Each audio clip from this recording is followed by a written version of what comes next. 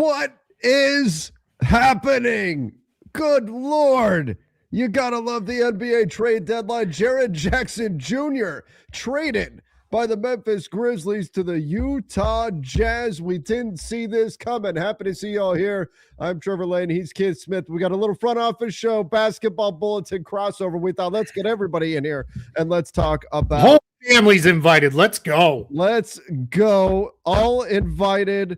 And Keith, we just need to do this.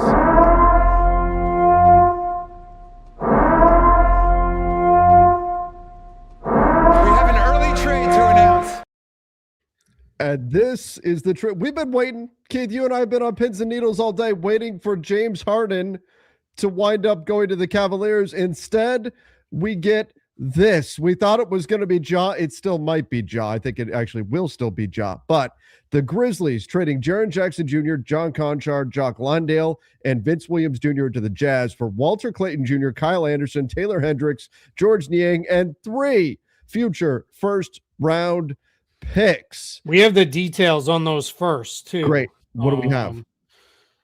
The Utah Jazz, this is per Jake Fisher. The Utah Jazz are trading their most favorable 2027 first-round pick, which is from Cleveland, Minnesota, or Utah. The Lakers 2027 first-round pick. Oh, okay. And the Phoenix Suns 2031 first-round pick. Remember, that Suns pick is the one they got when the Suns traded a full pick for a bunch of worst of picks from the Jazz. So that's where that is. That's the 3 picks that are going over to Memphis in this one. So Keith, my first thought with all of this is, does Jaren Jackson Jr. play much for the Jazz this year? No. They need to tank, right? Yeah. They'll probably handful of games with him and Markkanen get a glimpse at what it looks like, and then they'll both back spasms, hamstring tightness, the sniffles, whatever it may be, will be we're not going to see a whole lot of them. Their pick is top 8 protected, and right now they're the 6th seed. And more important now than to keep that pick, because you just traded 3 picks. Exactly. 3 future picks, so you don't want to go. I think this brings Memphis up to 13 picks now. Moving forward with this, they're, like you said, we'll talk about it. We'll get into it. Maybe John Morant, couple cap related things here. I now project the Jazz, who I previously had projected at $49 million in cap space, now project them to be an over the cap team. This summer, essentially, Jaren Jackson Jr. takes that cap space there, but they'll have Vince Williams as well with a team option. Conchar $6 million. So they added some money. Both now and in the future in this trade. But that's okay, right? Like you got Jaren Jackson Jr. I think Kessler, Jackson, and Markkanen, that's a pretty good front court to move forward with. Well, let me ask you about that, though. What does this mean for Kessler? Do the Jazz still, I mean, that's a lot of money between Markkanen, Jaren Jackson, and then what Walker Kessler is going to get paid. Do the Jazz definitively keep I think so. Kessler?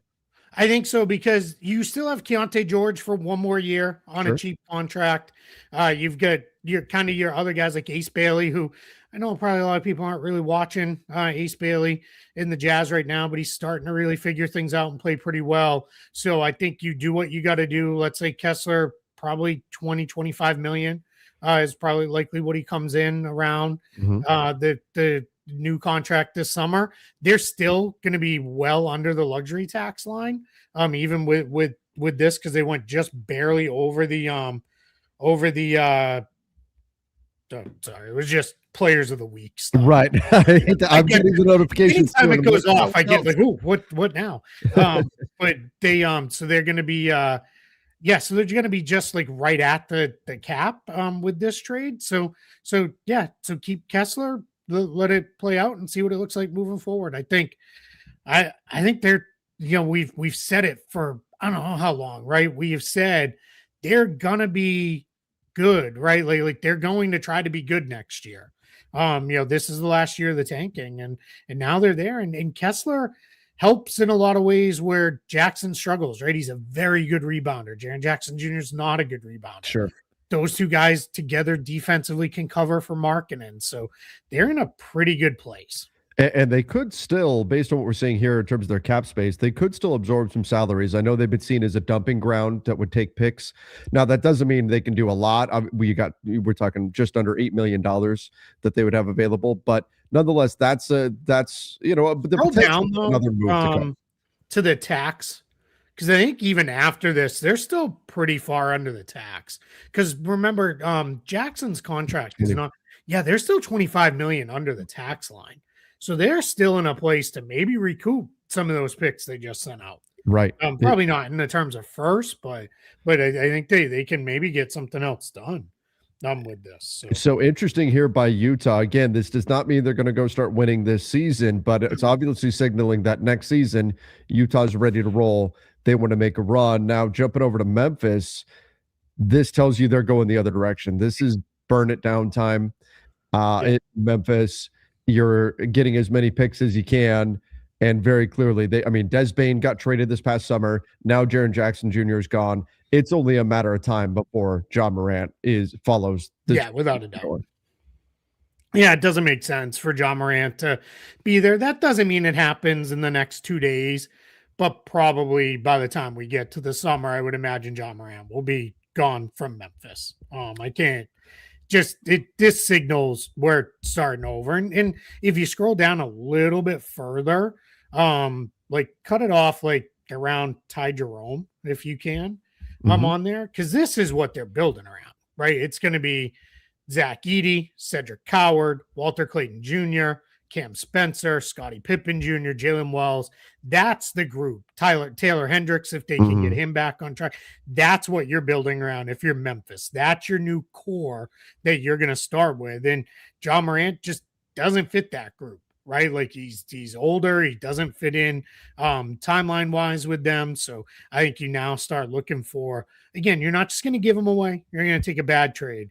But if something changes here and we now got movement maybe coming, maybe while we're live here in the point guard market, maybe something does open up for Ja Morant to be traded before Thursday. Yeah, it certainly could. And I think the Grizzlies are going to be extra motivated to make it happen if they can. This could lead to a brighter future. I love what they got in Cedric Coward. They've got a piece there. I'm a little surprised, honestly, that they didn't stick with Jaren Jackson. Is it a little weird that Jaren Jackson got less of a return than Des Bane did? I don't think so. I think when you factor in need and timing, sure. And we got to remember too, one of those Magic picks was it's a first, but it's one of those, not all firsts are created equal, right? Kind of first, which I guess that worst of pick is not that great because Minnesota and Cleveland are going to be pretty good. Right. Even if Utah is not in 27, and Utah might be okay too. So yeah, it's going to be, we got movement now, which is fun. We, just so everybody knows, do a little peek behind the curtain. We were getting ready to go live anyway. I was wrapping up one thing and we were going to start a live show just to talk about Harden with y'all and see if maybe we could will a trade into existence by being on the air. And then this dropped while I was, finishing what I was doing. And then it took us a minute to get it started. Trevor's texting me like, "Hey, are you ready?" Because as I was getting ready to plug my mic in, the mic cord got caught on my monitor, which fell into my laptop, knocked both of them onto the floor, and knocked a bottle of water on top of them, which thankfully was very well sealed and nothing's broken. But it was like a disaster here for a minute where I was like, I'm not going to be live for a while. That would have been, especially at the trade deadline, that would have been an absolute disaster. No question. But glad, obviously, that didn't wind up happening and we were able to get on here. I know I think I just texted you, like, do we just go live? And then if something happens while we're live, great. We get to hit the breaking news button. What does this mean for the other players on the Grizzlies? Like, obviously, Ja Morant probably on the move, but what does this mean for Santi Aldama, for Brandon Clark, Kentavious Caldwell-Pope at 32 years old? Is there more to come here beyond Ja? We'll see. Yeah, I would say you listen on KCP, right? If Ja doesn't fit, KCP really doesn't fit. Right. Here in this grouping.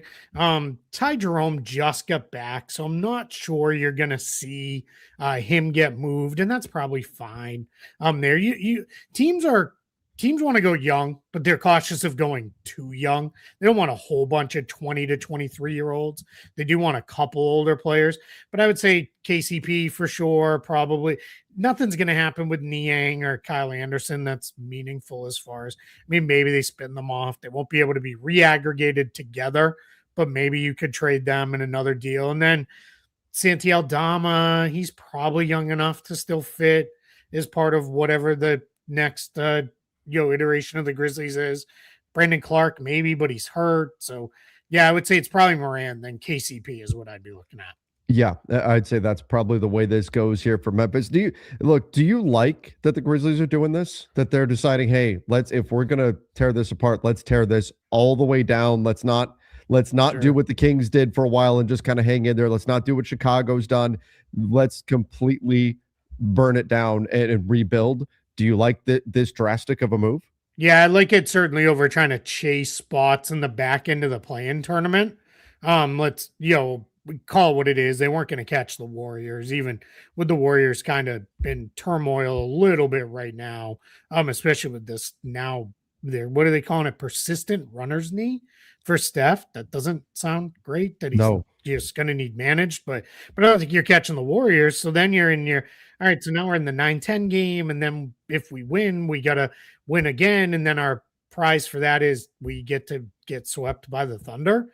Like I would rather this, like reset and restart. And I don't think they were so close to let's kind of go right. I think we're in a spot where it is like I'm okay with them hitting the reset. You gave this group a good long time to get something figured out, and they had some good years but never great years, and now it's time to restart. Yeah, exactly. It's time to move on and turn the page here for the Utah Jazz. They're turning the page towards winning. I gotta tell you, the combo of Jaren Jackson and Walker Kessler, that's terrifying defensively. Oh my God. Talk about a no-fly zone around the rim. That can be a tremendous group next year. And then you've got Markkanen. That's a big front line. Reminds me in some ways, very different in terms of skill sets, but in some ways of the Houston front line.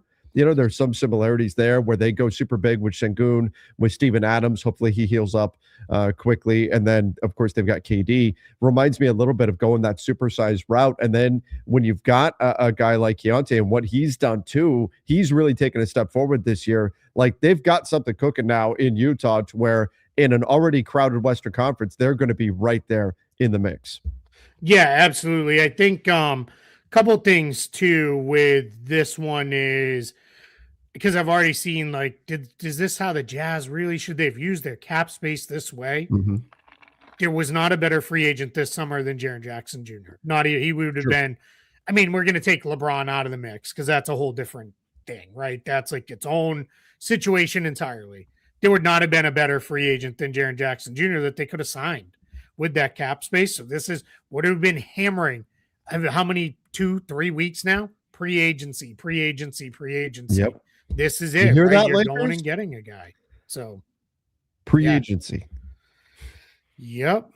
So I'm trying to I did not have time to work it out. I think there might be a pretty big trade exception there is traded for, in this. For the Grizzlies. It's like for the Grizzlies, I think it's exception. about a $29 million one. Yeah. I'll have to sit down and actually do the math out later in this. So we'll see. But yeah, they've got a ton of draft picks now going forward. If you're Memphis, you've got all those young players.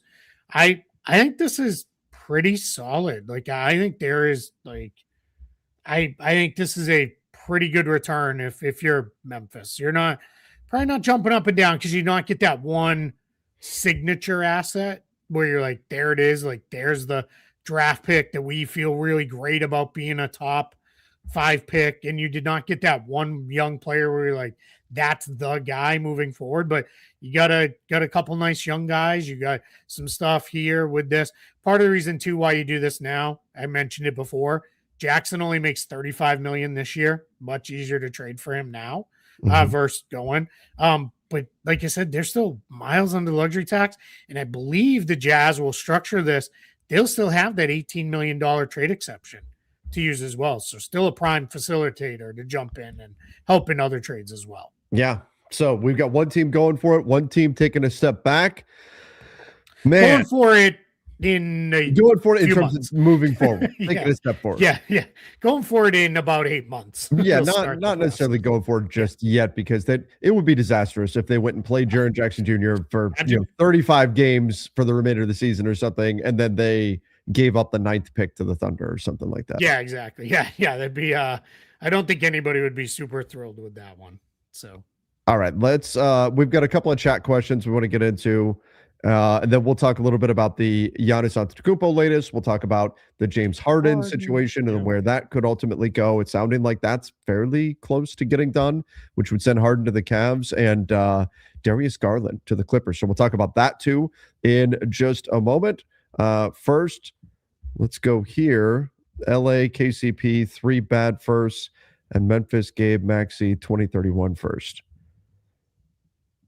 So basically, he's advocating for the Lakers to take on KCP's salary next year and turn their 2031 first into 3 firsts that are less valuable from the Grizz. The last part I'm not sure. I mean, I'd have to really look at what the Grizz do have now in full. That part, but yeah, I mean, if on what a KCP has a player option next year. Yeah, I think so if you're getting out of it clean. Sure. Yeah. It's not the way I would want to use maybe half of the Lakers cap space next summer. That's my initial thought as well. I don't think I'd want to tie up 22 million almost on KCP. Yeah. KCP, a lot of Lakers fans remember KCP fondly. Sure. He's not the same as the guy. No, not the same guy at all. 5 years ago. Yeah.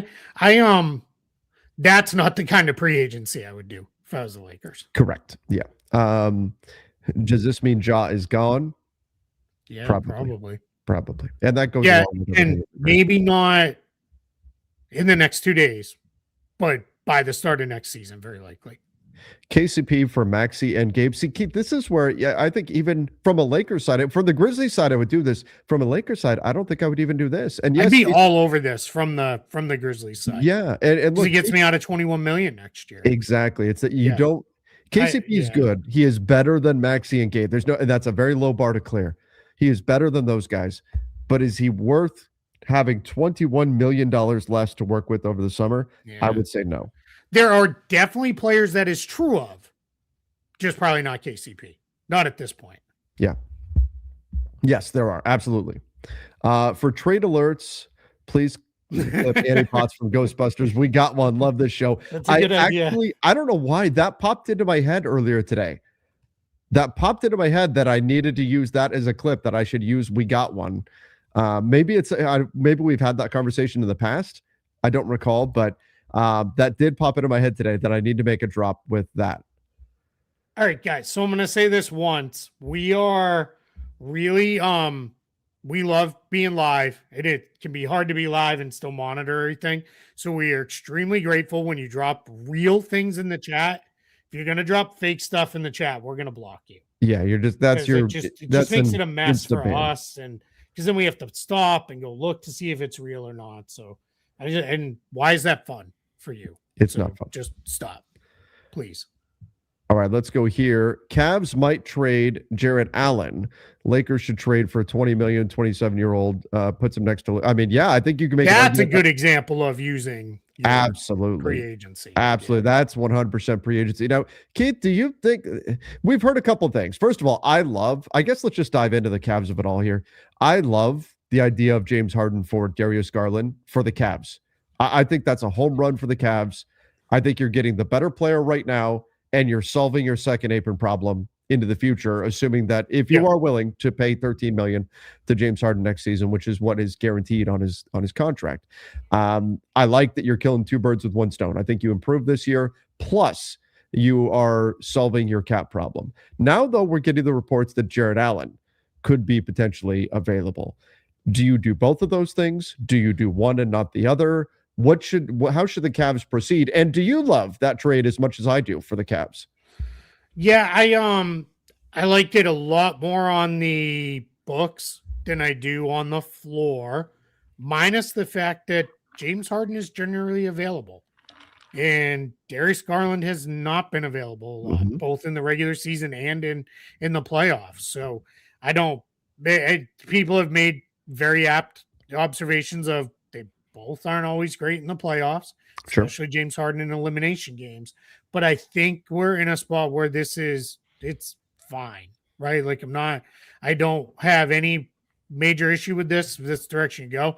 But on the cap sheet, yeah, I like it a lot because this gets you out of a lot of money that you're owed to Darius Garland. That's true even if you re-sign James Harden, because James Harden's probably not getting 40 million next year. It's probably gonna be more like 30 million over the next couple of seasons. So that's where I would probably look at something like that. So I think that part of it's fine. Once you go into the Jared Allen part of it, you can go overboard and do too much. And that's where I start to worry, like, now are we doing too much? Roster change all in season on the fly. So I'd be very careful about that. If you are looking at a situation and you're the Cavs, and I've been on the side of the Cavs should stay the course and then do their big deconstruction this summer rather than do it now. I think the East is still wide open. I think there's a chance for the Cavs to make a run. It appears the Cavs don't agree with me. It appears the Cavs at least feel like something drastic is needed. You're right, though, in that you can overcorrect, right? If you feel like you're drifting out of the lane a little bit and you jerk the wheel the other direction, you can wind up in an even worse situation. So you got to be careful you don't overcorrect here and do too much. Perhaps this is multiple paths where the Cavs, maybe they don't want to do the Garland and Harden thing, or maybe they aren't sure if it's going to go through. And so Jared Allen moving him is a fallback plan to something like that. I don't know that I would do both of those things. That feels like a lot of change to undergo right now, already past the halfway point of the season, and expect to develop chemistry and cohesiveness ahead of the postseason. That's not a lot of runway there to get fully up to speed. Yeah, I think people forget because we think of the trade deadline comes right before the All-Star break, and we think of the All-Star break as the middle of the season. And it is in terms of if you include the full run of the playoffs. Sure. But for the regular season, a lot of these teams have already played 50-ish games. So by the time we get into this place, they're going to be, there might be 28 games-ish left to go, 25 games for some on the back end of the trade deadline. I mean, it's a real sprint to the end of the season. That's just not a lot of time. In addition, Evan Mobley is hurt right now. So what are you going to do if you trade Jared Allen in the immediate with this? So I think I would be very cautious of doing a Jared Allen trade today. That's not, again, if it's the right kind of deal, I would probably think about it, but I would be a little bit more careful than just, putting Jared Allen out there just to start continuing further, getting under the second apron and all these other things. I want to address one thing with James Harden too, because I've already seen people putting it in the chat. Sure. James Harden, the Clippers did not tell him they can't give him an $80 million extension unless they told him we can't do that because you can't be extended.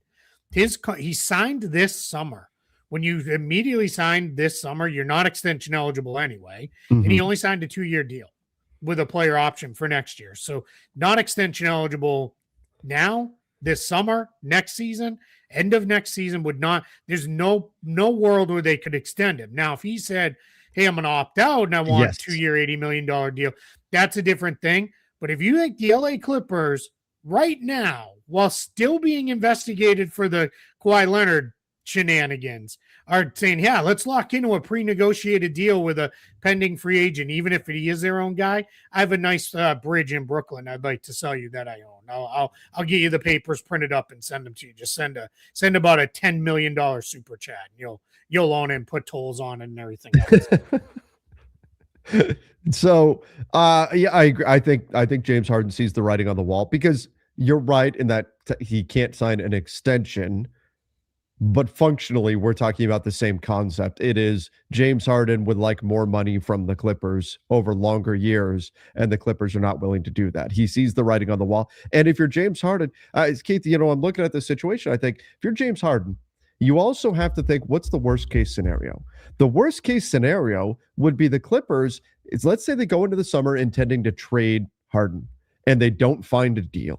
Harden picks up that player option They intend to find a trade. They don't find a deal. And July 11th, at the drop dead date, they waive him to put him down to just $13 million. Then most of the cap by July 11th, most of the cap space in the NBA is gone. Then you're James Harden. You're suddenly a free agent. Cap space around the league is gone. You're getting 13 million instead of 43 million, and you're searching for a new home. That's not a situation that Harden wants to be in. He's trying to get ahead of a potential nightmare situation like that and find a place that will say, yeah, we will pay you this coming summer. Come here, right? That's what James Harden is looking for. Yeah, and James Harden has played well. He should be looking for another contract. It's also important to remember here too, we're starting to run into over 38 rule issues with Harden as well. So we're getting into, that's why he's not going to get like a 4 or 5 year deal or anything like that. So we're in a spot where, we're probably talking 2-year contracts with James Harden moving forward, probably 1+1s with a player option ideally for him. So I think he's just in a spot where, that's what he's looking to do, and he should be, right? He should be looking to take care of himself long term. So, and when I say like he may not get 40 million this summer when he opts out from another team, if that's the direction it goes, but he might get 60 million guaranteed, which is a heck of a lot better than 13 million guaranteed. Exactly. Clippers. And if you were the Clippers, what you'd actually probably do is you would probably then stretch that 13 million for 4 million a year, and change over 3 years and stretch that out, and then you're in a spot where, all right, let's go now we can play a little, right? We can get involved in maybe some stuff. So that's what you're looking at. I think the Darius Garland, if this is let's just assume for now it's Harden for Garland. If that's the way it goes down, I think this is the Clippers kind of playing a little bit of, we're going to play our own version of pre-agency. That's what they'd be doing. Yeah. Can we get a better point guard in the door than Darius Garland? Probably not. So we're going to bring Darius Garland in. We're going to bring him in. And we won't have cap space this summer. Probably won't have, we'll have cap space, but we're not going to have 80 to 100 million in cap space in 2027. But we'll have Garland, Zubac, that maybe Niederhauser, who knows, maybe Jordan Miller, Kobe Sanders, after they're converted on reasonable deals. We'll be in a spot where we've got still a lot of spending power, and you're not coming in with just, we're starting over completely. We're starting over with, we've got some guys that are available. Exactly. Yeah. And that's what you're doing here. Honestly, I'm not the biggest Darius Garland fan with the lack of availability that we've seen over the last few years. It's a problem. I don't know if this is the right move. I like the idea of pre-agency for the Clippers. I like the idea of you're getting a young guard in place right now. You can let him grow, build chemistry with Ivica Zubac, and then truly pivot your franchise in 2027. If Harden is gone, maybe there's even an opportunity to do something with Kawhi this summer. Though I don't know. We'll see. A lot of that depends on how the investigation goes and all that sort of stuff as well. I don't mind the concept for the Clippers. I think my concern from the Clippers side would be if Darius Garland gets one more injury, are you then looking at him as a negative value contract? Like we might already be there. That's right. That's what I was just going to say. There are some teams that will probably already see him as that. So in a way, it's kind of an eye of the beholder thing. It's not as bad as, say, I really hated the DeAndre Hunter deal for the Sacramento Kings, but obviously the Kings see something in Hunter that other teams don't, and maybe they'll be proven right in that. We'll see. I think it would be in some ways a similar situation where the Clippers would have to say, we believe there's real value in here above what his contract offers him, despite the fact that it's a big contract. Hit that breaking news button. Let's go.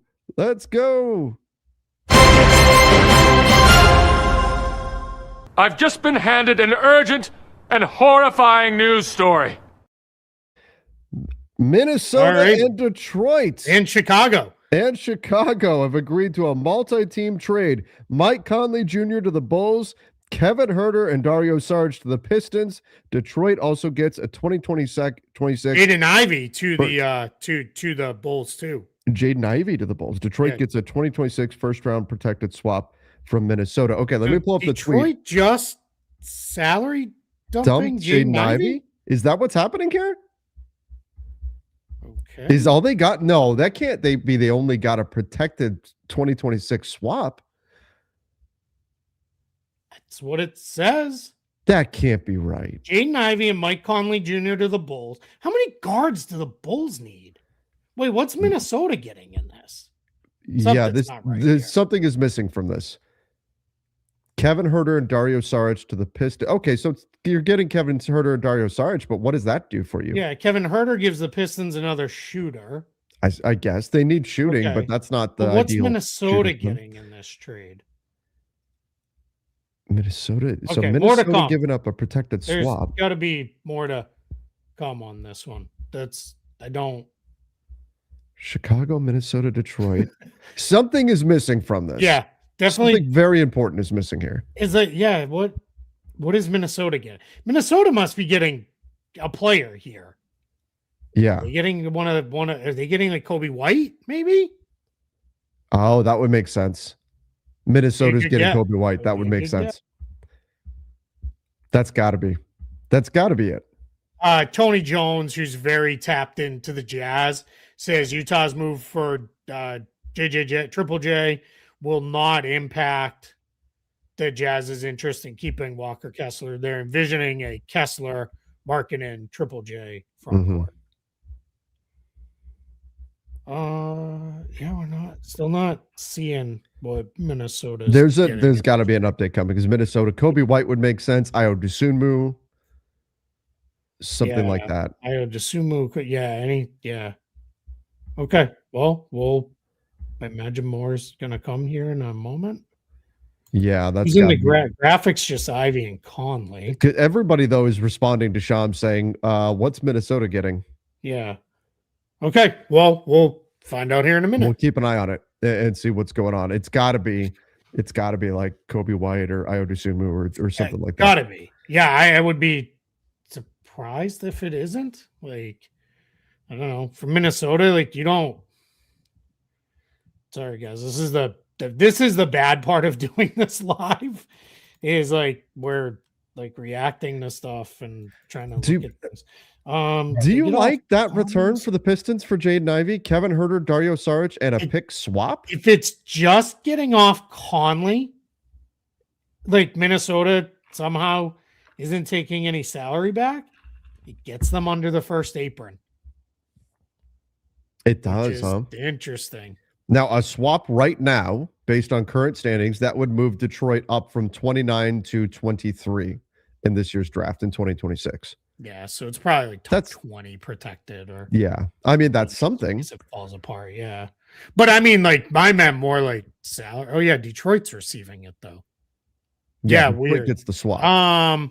The Bulls would have Mike Conley, Jaden Ivey, Kobe White, Ayo Dosunmu, Trey Jones, Josh Giddey, all as guards. Like what the hell are the Bulls doing?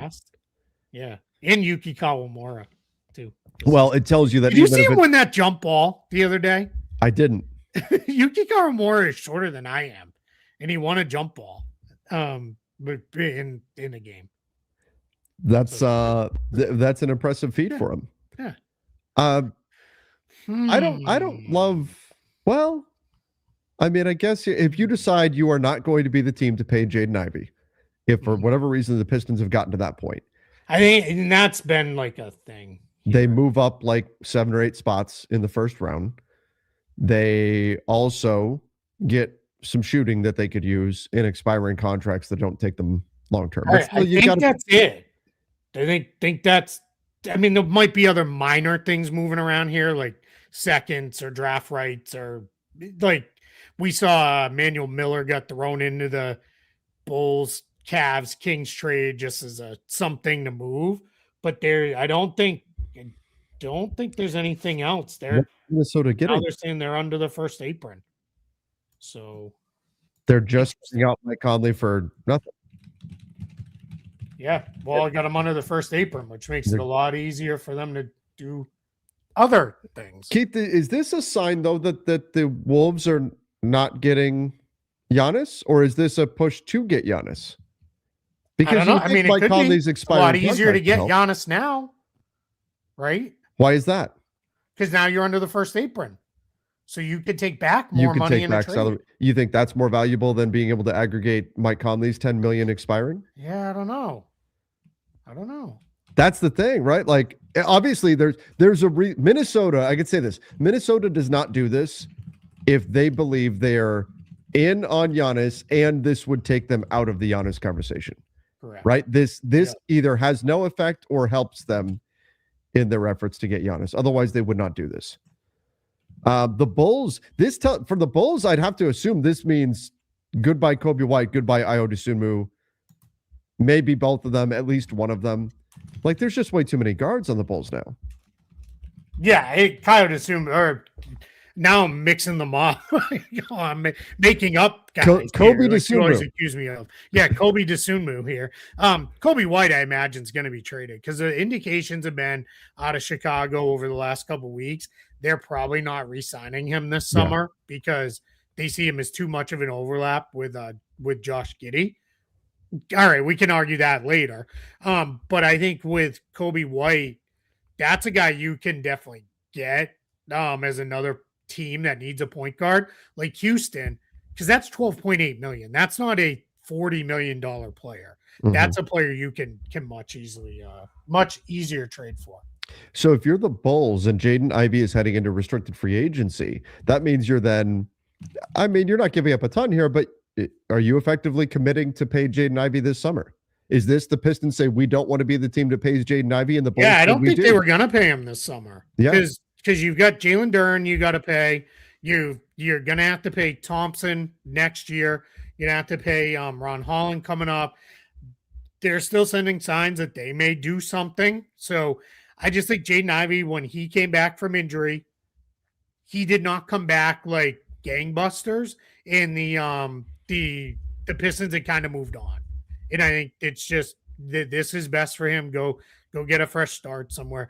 I would keep an eye on Mike Conley for a buyout now. Yes. Key buyout guy too, makes under the non-taxpayer mid-level, so he'd be eligible to go anywhere, which is good. Anywhere that's not hard capped, so or not like wouldn't put them over the hard cap. So, like big picture, Keith, the NBA trade deadline is alive. Yeah, it delivers. It always delivers. Like we've had like one really crappy one, like in my lifetime. Like it always like delivers.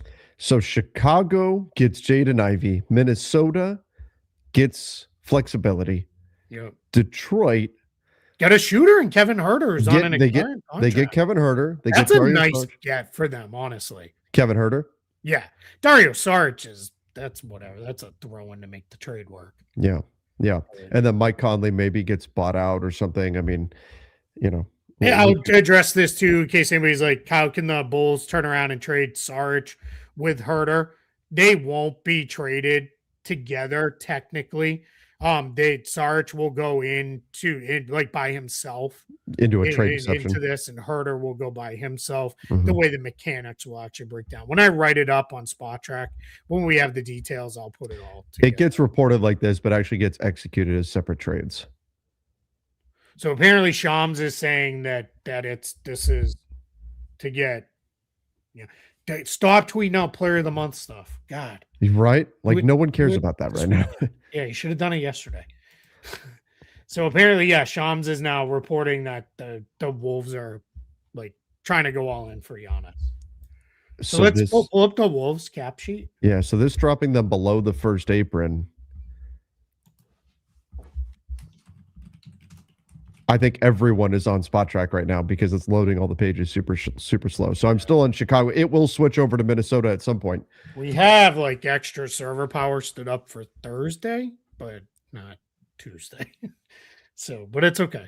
It may take a few moments. Yeah, he's working on getting them updated right now. Because everybody's like, how are you doing? I'm watching you live. How are you updating these pages? And I was like, it's our guy Scott. It's rarely me who does this portion of the updates. There we go. There's the Wolves cap sheet. The new one with no yeah, okay. All right, so Giannis is $54 million. So they still got to match $54 million. Yep. They can take back a little bit more. I mean, we're talking How much are they below the first now? So 2.5 Should million. be about 2 million, 2.5. Yeah. Right. Yep. So that's all in my head too, by the way. That's well done. It is 2.5. It's right here. Is it? So that's Okay, yeah. So I was right. You were right. Look at that. All right, it's not gonna be Ant. Nope. Randall and Naz Reid? Yeah. Randall and Jaden McDaniels? I mean, that's been the rumor, right? Is that the Wolves could take Jaden McDaniels, get a huge return, and flip that return to the Bucks for Giannis. Yeah, that's how you do it, right? You send Jaden McDaniels not to the Bucks, but somewhere else. Get like 3 Jaden McDaniels and Naz Reid. Throw in Rob Dillingham. You're about there. Yep. Definitely paths now. Definitely way easier now that they're under the first apron than it would have been otherwise. Yeah, they can take back more salary than they send out in a trade. They can trade with another team that's above the first apron in that way. Okay. So this does Minnesota, if Minnesota does not get Giannis, do you still like this for them? No. No, because you gave up a pick swap for nothing then, right? You gave up a potentially useful player for nothing. Would Minnesota do this if they didn't know they were getting Giannis? Like, that's what I'm trying to get to here. Is this a sign that Minnesota believes they are getting Giannis? At least they feel like they're in the mix. I have to think that's what this is about. Yeah. Yep. Or, I mean, is it to get like John Morant or something? I guess it's not the end of the world if that's the direction you went, because you could do that too now. But I'm gonna guess this is about Giannis. Like, if you had to give up, just stacking salaries. Did you see Sham's tweet? No.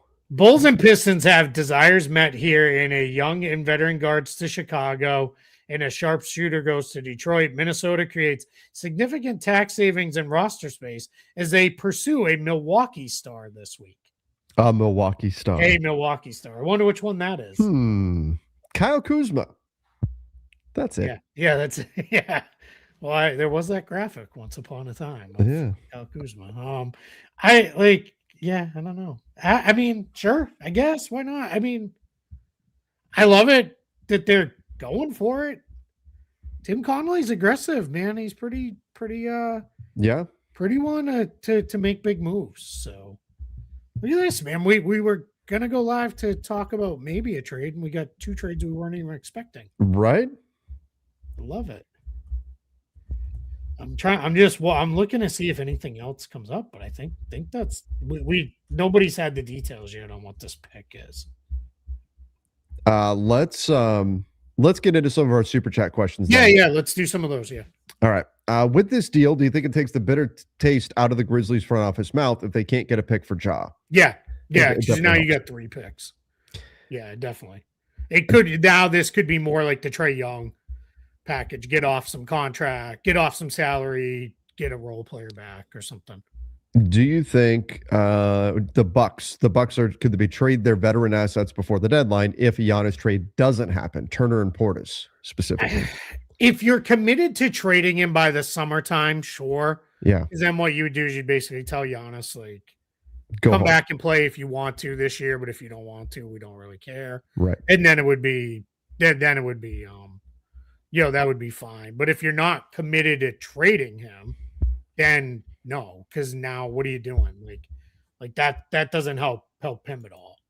All right, let's go here. Proposal: Boston gets Naz Reid, Minnesota gets Giannis and Chris Boucher. Boston gets a first. Boston first. Oh, no, okay. Minnesota gets a Boston first. Milwaukee gets Jaden McDaniels. Sam Hauser, Dante DiVincenzo, 3 Wolves first. Boston. There's too much in this. Yeah, and it's too much salary for the Celtics to take on. I think this would put them back into the second apron, and they're not going to do that. Right. Not that Naz Reid isn't a really good player, but they're not going back into the second apron.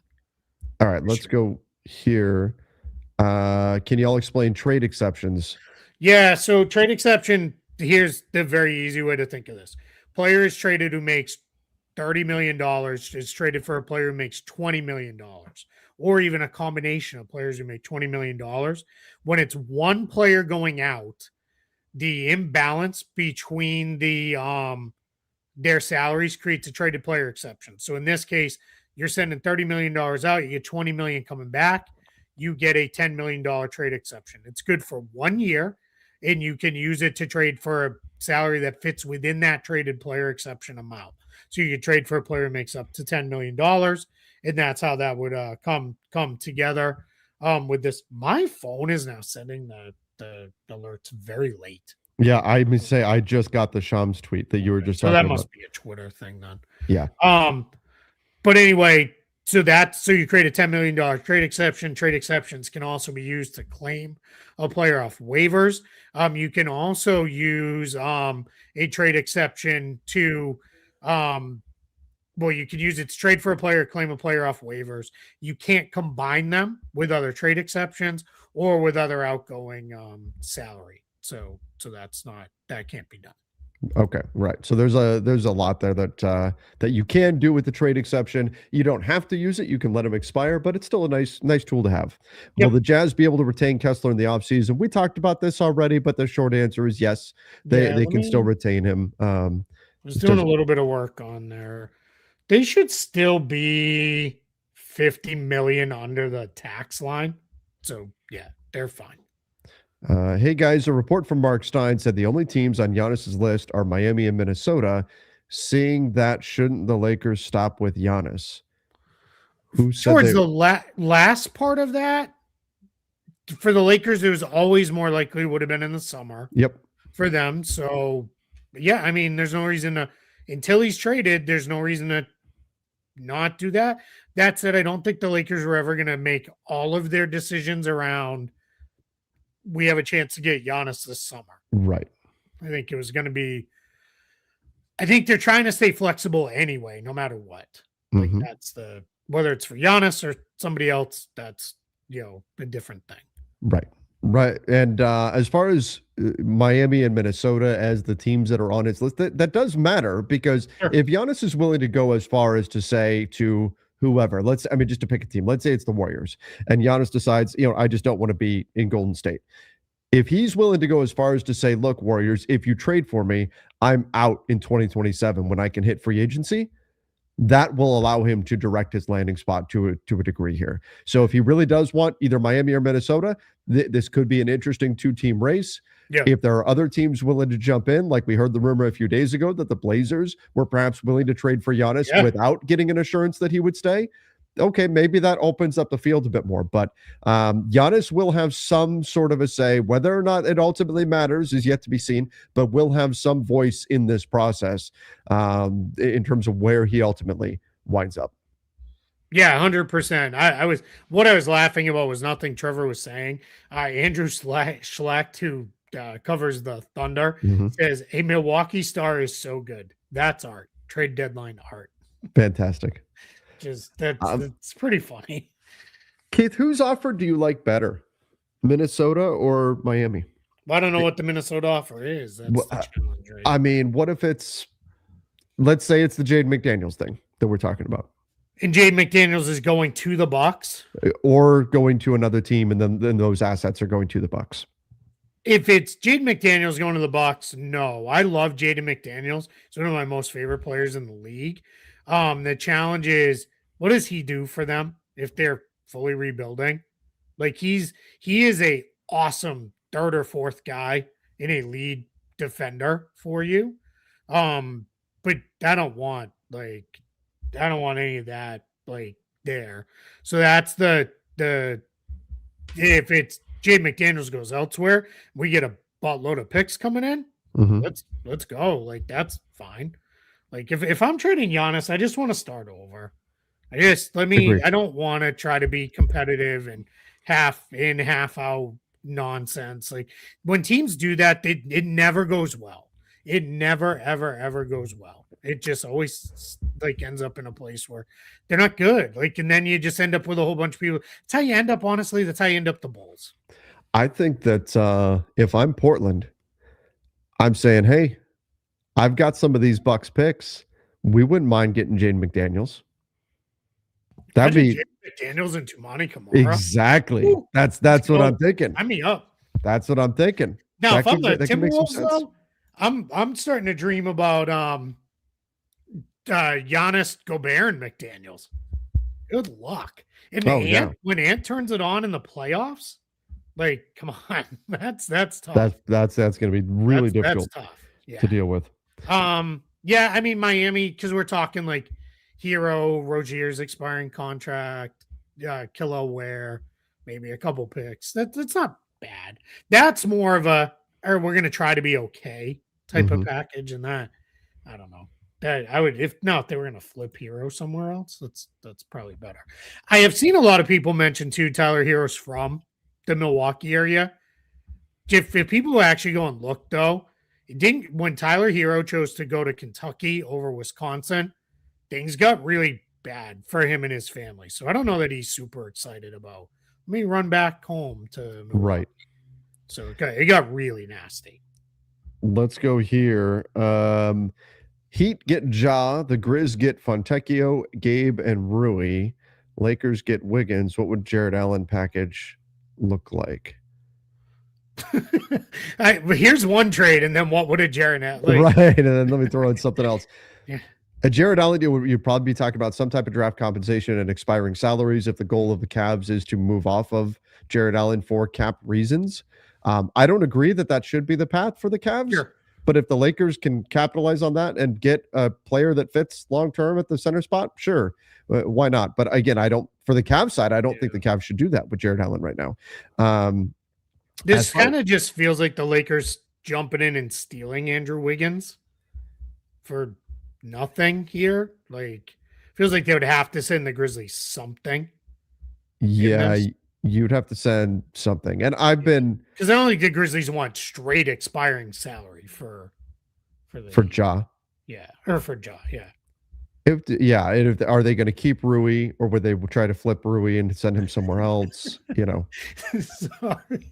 The Jazz just updated their injury report and made Yusuf Nurkic, who is questionable for rest or illness or something. They made him available, and they might as well have put available Yusuf Nurkic. We traded everyone else. Of course he's gonna have to play tonight. Oh man. One of my most favorite things is the trade deadline. Trades really today through or games today through Friday. Yeah. After a team makes a bunch of trades, and it's okay, so we have 4 centers and 1 point guard and 1 forward. Good luck, coach. Figure it out tonight. Some of these games just get so wonky. It's I have a friend. We don't do a lot of daily fantasy advice here, but since Sleeper is a sponsor, you just watch and see who's available, because you might be able to pick off some good value plays with guys who this might be their only chance to play, 40 minutes. And it might be guy may go bananas out here. All right, let's go here. We already did this one, easy peasy. What does Jaren Jackson Jr. trade mean for Kessler? If anything, we did that. Reeves for Zubac and Dunn, would you do it? I think it'd be a great deal for both teams. Oh boy. I think Zoo was very good. Probably wouldn't. From the Lakers side. Yeah, I don't think I would either. I would want to move Ayton somewhere else. Yeah. To try to replace Austin Reeves. Dunn and Smart, you don't need both of them.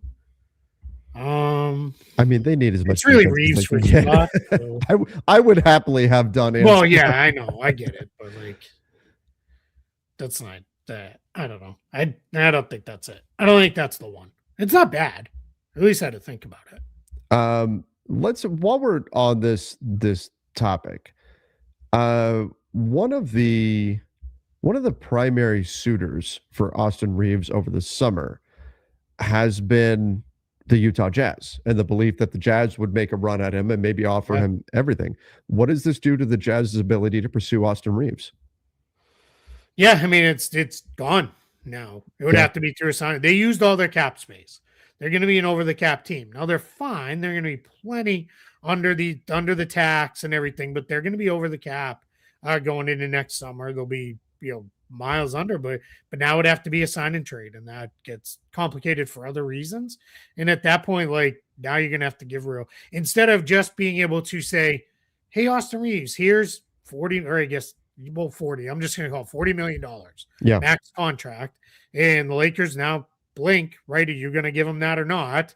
Not the Lakers don't even have match rights, but Austin would still give them the opportunity. I can imagine. Say, hey, do you want to pay me this too? And if they were like, no, that no longer exists. Now it would have to be a sign and trade. And that's just not at that point, it probably becomes not a thing.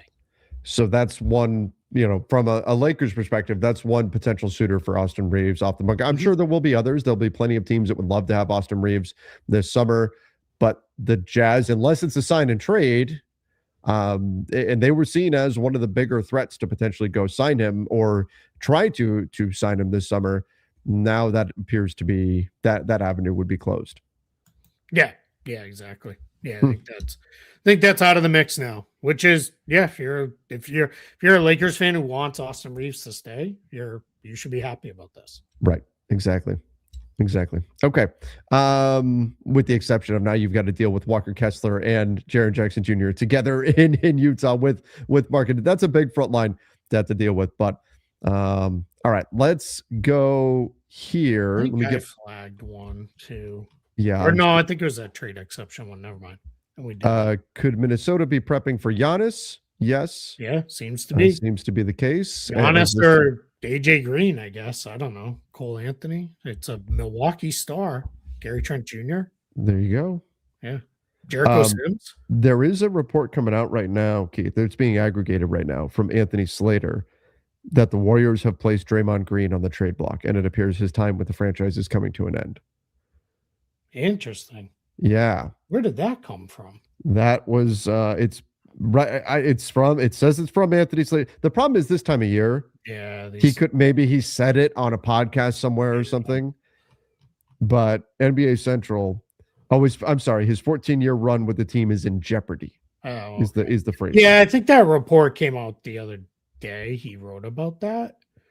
When Draymond was like, look, I've been around a long time. I could get traded. And so could it be, Draymond would be salary in a potential Giannis trade. I don't think the Bucks would want Draymond, but could you reroute him somewhere? Mm-hmm. Yeah, maybe. All right. Yeah, something Minnesota did not. Minnesota is doing something else, whether it's Giannis or John Morant or something we don't even know about. They did not just move Mike Conley for nothing. Right. For no reason. Right.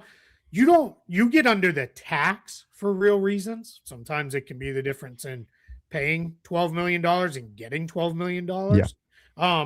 But you don't get under the first apron just to get under the first apron. You don't need to be under the first apron.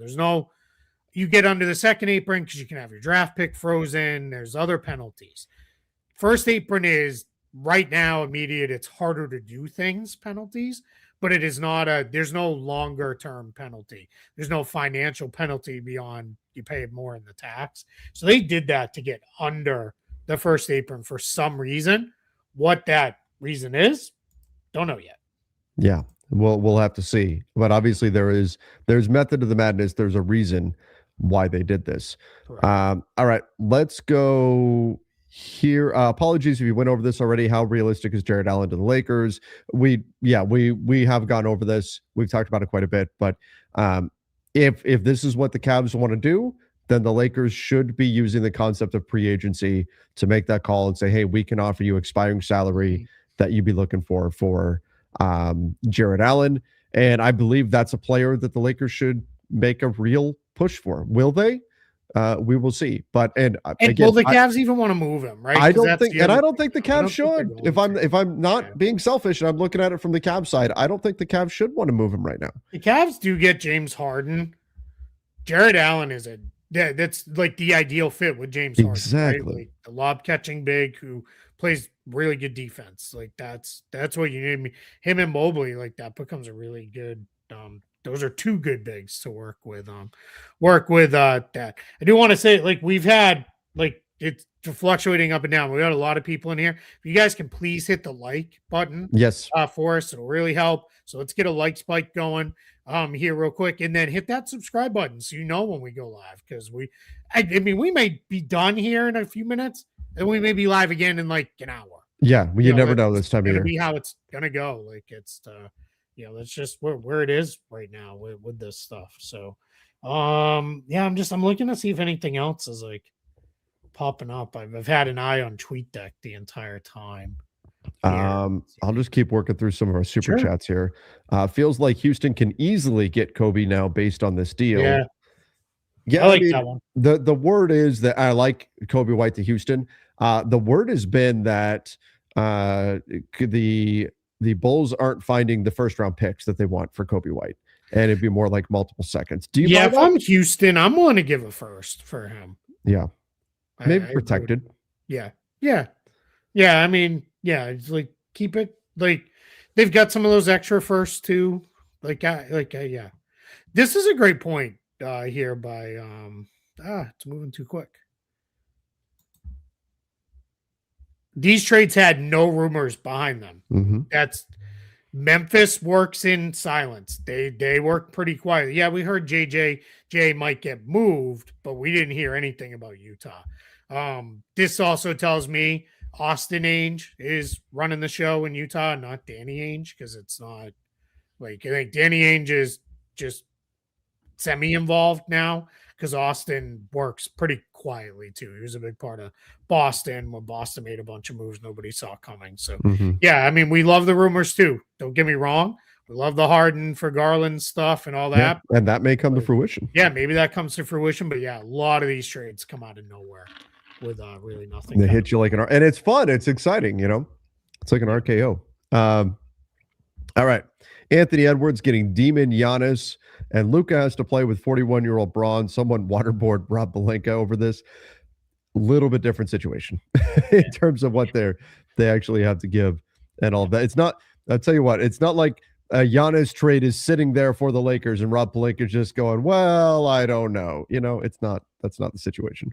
Oh, I did want to say when we were talking about Jared Allen, if Giannis does go here in the next couple of days, if I'm the Lakers, I would be, whether it's Jared Allen or not, I would be a lot more in on let's try to make a pre-agency move right now.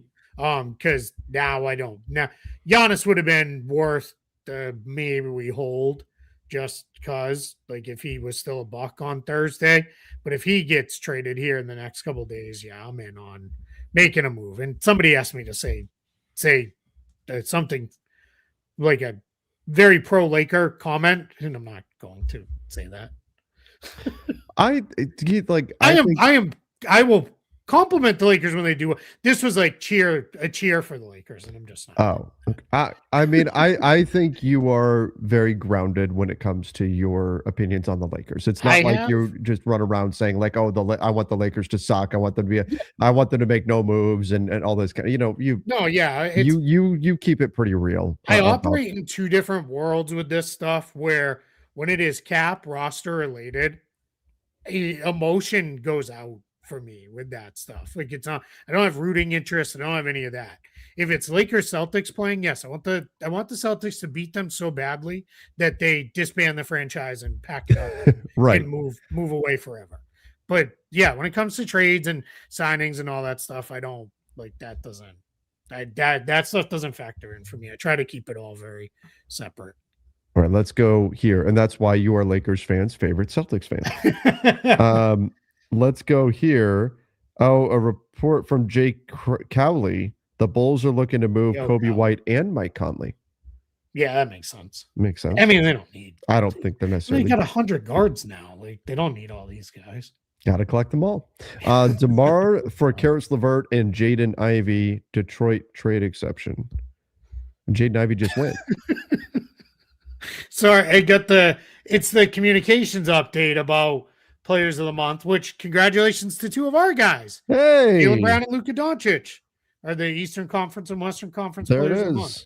So that's great. But it started off with Los Angeles Lakers, Luka Doncic, and I was like, oh no, not again. Like I was like, no, that can't be. So if I imagine, I would have blown my mind. Luca for Jaylen Brown. Would have like, wait, what? Keith, I'm trying to remember. I'm doing this on the fly here. We can quote tweet the NBA communications account, right? Yes. Okay, that's not the locked account. Yeah, the lock one you can't. It won't even let you. It won't even let you. That's right. Very, very well earned by both guys. Yeah.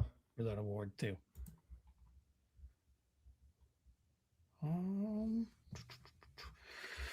Yeah, there's like, yeah, back to that Bulls thing, 100%.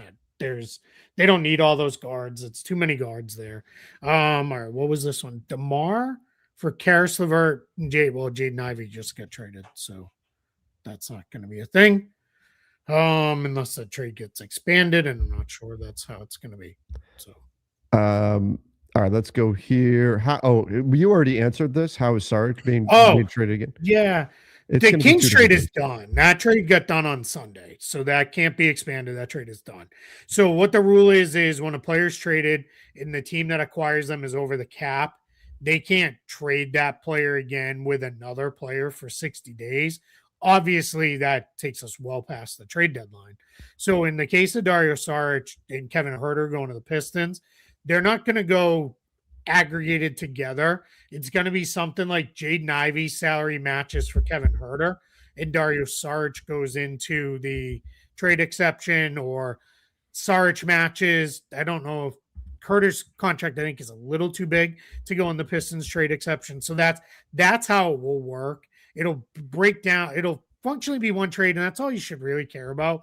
But as far as the mechanics of the trade, how it'll work, they'll break it into two separate deals, and that's how Sarge gets to be rerouted into Detroit. Hope he enjoyed his time in Chicago. Got some popcorn and a hot dog. There you go.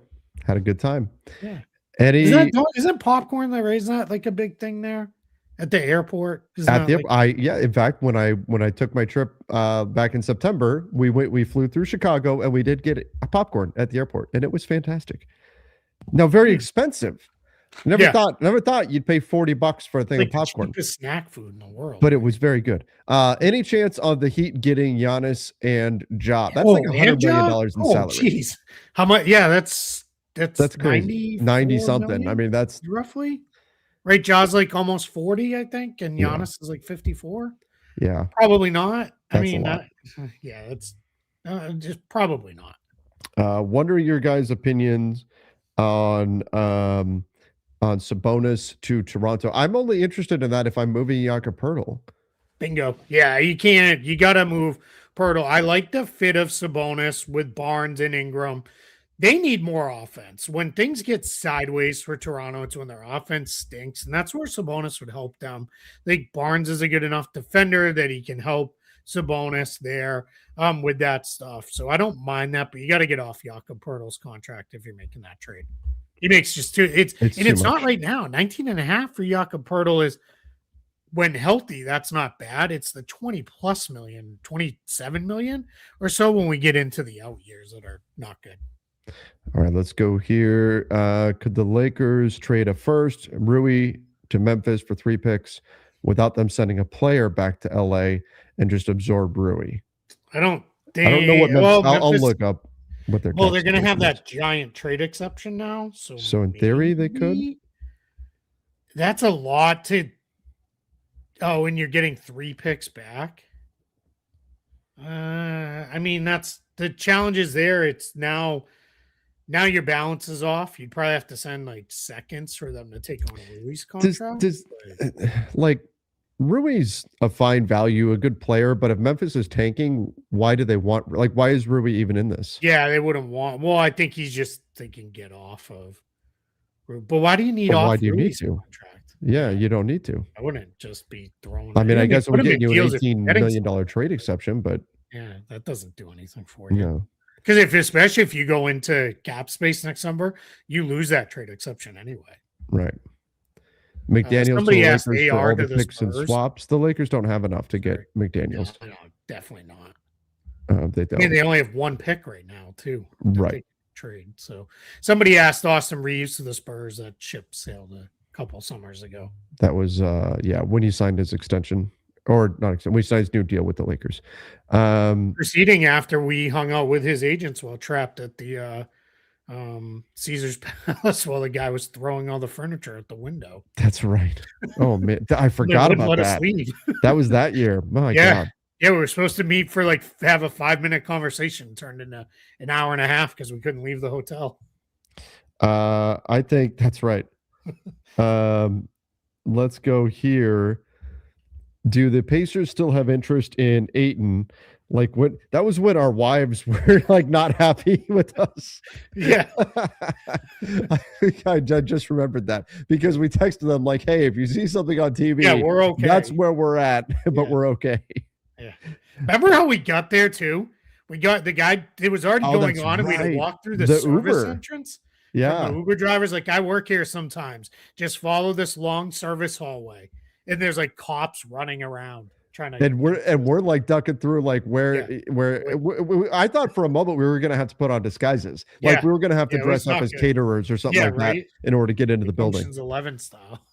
Do the Pacers still have interest in Ayton when he was with Phoenix? Thinking Ayton for Mathurin, can the Lakers snag either Claxton or Allen? Yeah, that was in NBA terms. That was a lifetime ago. Yeah.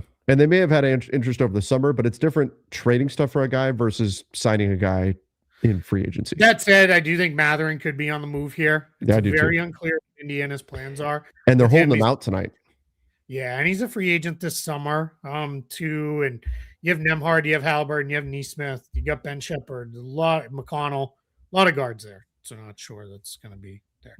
Garrett's popcorn. There it is. Somebody just put it in the chat. Any shot of Austin Reeves being traded in the whole Giannis thing if the Lakers get Jaden McDaniels? Austin doesn't have any value or any significant value because he can leave in July. So no team's going to give up significant stuff to get him when they are only going to have him for half a season. Yep. That wasn't anything. That was just another. Yeah, let's pull this up real quick because it's coming in from Twitter just to address this. Matt Moore made this point earlier today on Twitter. Life still happens. Yes. Like, not every player being downgraded. It means a trade is happening. It means a trade is coming. Like, that's life still does happen. A lot of times these are like real things. I forget who it was a couple of years ago. Somebody got downgraded and it turned out they were having a kid. So I don't think that's, right. Sometimes it's that, but don't automatically go to that. All right, let's go here. Should the Lakers go after Draymond and Kuminga if possible money-wise? I mean, that's like $50 million in salary right there. Trading LeBron, I guess. Yeah, right. That's how you make that happen. But that's $50 million. Happening. I feel if Giannis goes to the Wolves, Jokic will be a Laker. How is that happening? I mean, I guess say your prayers, take your vitamins. Easy peasy again, saying Lakers should help Minnesota get Giannis, give anything. Austin, if you have to, bring McDaniels to LA. They don't have enough to get him. And again, Austin could go. The Minnesota Timberwolves could say, we love Austin Reeves, and Austin can go to Minnesota and go, oh my God, it's cold. I'll see you later. Yeah. And that's it. And I'm going right back to the Lakers and they lose him for nothing. Over cap space they have. Yeah. Teams aren't going to give value for that. They would have to have assurances that he was going to stay. He's not going to sign an extension because he already turned down an extension. The extension can't pay him enough. So yeah, that you're not getting Keith, I've been trying to make the point to Lakers fans. The Lakers, if they wanted to, could trade Austin Reeves right now. Yep. The return for him would cause Lakers fans to riot. Yeah, it wouldn't be what you want. No, because he's a free agent in 6 months. I was looking at something where like he's gonna be back soonish, we think, right? Yeah, he could be tonight. He's questionable again tonight. And I saw some people saying versions of, and people say crazy stuff online, so I don't get too bent out of shape on it. But I saw some people say the ones I like is when somebody says some version of, "Who cares? The guy's not good." And I've seen this in some of your live calls of the Lakers games. Like, we don't really need him. Who cares?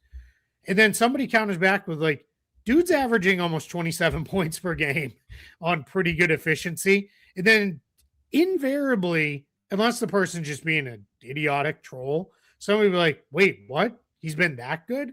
I don't think people realize how well he has played this season. And now part of that's been because it's been a while, right? He's been out for several weeks now. He's been out since Christmas. Yeah, but he's been really, really good. Like I would just be like, just be super careful of just trying to be like, just toss him in places to get stuff because it's not there. And to your point, no matter how good he is, unless you really know, like, all right, we're getting him, the dude staying here. You're not gonna get a commensurate value for what you give up. Right. You're going to lose that trade, I guess, is the way to. And if you could, then I would like it. Sure. Keith, if you told me you could turn Austin Reeves into Jaden McDaniels right now, yeah, right. I mean, then of course you would do something like that. But you're most likely not going to be able to because of the situation we're talking about. All right, let's go. I hope not. Oh no. Oh no. Don't put that on us. Lakers players, what are players for Portland's 3 Milwaukee picks? Yeah, let's see. I mean, there's a chance I think that Portland jumps into a Giannis trade and there was reports that maybe they were like, hey, why don't we just take Giannis for ourselves? But there is a chance I think we could see this turn into they jump in and they get something really good instead. Like, let's just say it is Giannis to Minnesota, and maybe Jaden McDaniels goes over to the Timberwolves or to the Trailblazers, and they send the picks to Milwaukee, and that's how part of what the payment is for getting Giannis. Like that could be the way that could go down. That was rumored with the Knicks, right? There was a lot of talks of, they jump Mikal Bridges or something. Right. Yeah. Yep. So Portland's position. I mean, imagine Portland is going to be like, hey, imagine they've already told John Horst, Bucks GM, if you're making a trade, just keep us aware because maybe we want to jump into it. And if you're the Bucks, you'll be like, because I think I'd probably like to have my picks back if I'm trading. Absolutely. If you're going to start a rebuild, you need to get your picks back for sure. Yep. Can the Heat trade for Giannis and Ja Morant? Again, that's you can't theoretically. Is it possible to create a deal like that? Maybe, but it's a lot.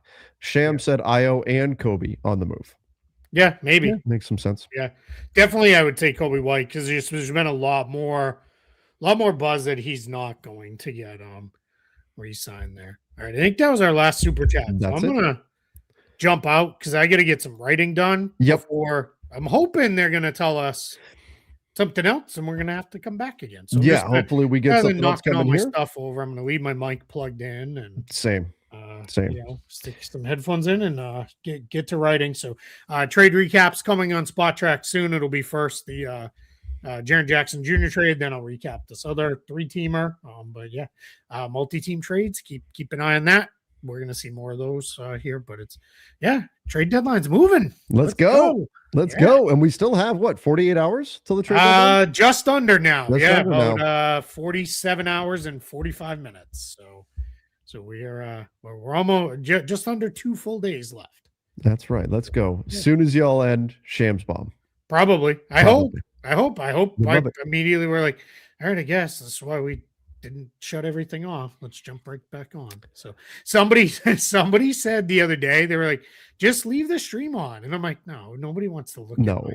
And I probably make I don't even know. I probably make horrible faces when I'm writing. You know how it is. You used to do a lot of writing. You write and you instantly are like, God, I suck at this. I am so bad. Like none of this is all you go back and one delete and stuff. Yep. Yeah. Yep. And it's like, so that's where it hits you. But cool. All right, everybody. We're gonna jump out for a bit. Again, if something else happens, we'll jump back on. We appreciate all of you. Oh, whoops. Just play a movie for us. Yeah, we'll get kicked off. Shams has a tweet scheduled for just after the show. He's watching. That would mean he's watching. Shams, we know you're watching. Yeah. Shams is watching right now with his hand on the tweet button, right? He's like, just hit that end button. He's like, watch this. Watch this. All right, everybody. Thank you. We may be seeing you again in a bit. Till then, see ya and stay safe.